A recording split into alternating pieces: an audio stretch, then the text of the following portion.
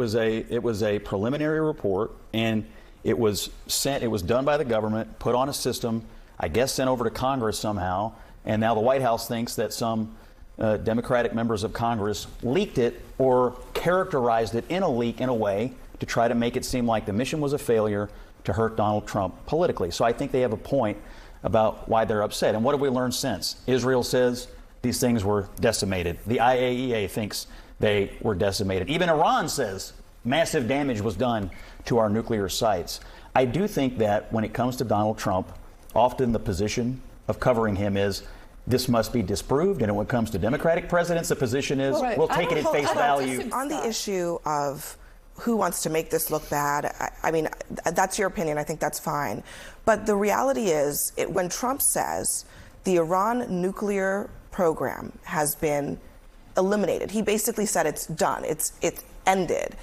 There's a real legitimate question about whether that's a factual statement. And just this week, he was asked, what are you going to do if Iran is able to enrich uranium again? And he said, well, we'll bomb them again. Does that sound like a nuclear program that he thinks is completely gone?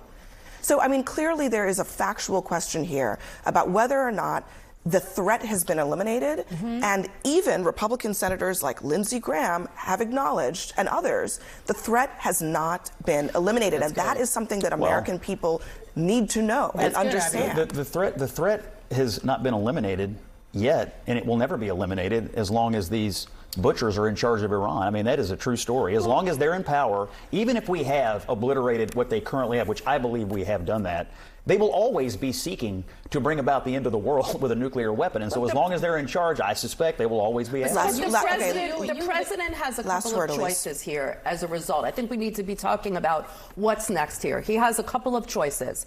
He could accept that he didn't damage everything and make a negotiation with Iran, which is not going to be all of, giving away all their stockpiles, never enriching again. It might mean getting some nuclear inspectors in there. He might have to go to regime change, or he might have to hit again. And so these are the choices that the president has right now. I think whether it was obliterated or whether it wasn't, we know that there's more work to be done, and I think we need to focus on that right now. All right, Elise, thank you very much for joining us and for being here. Coming up next, New York City's Democrats have chosen a socialist to run in the mayoral election.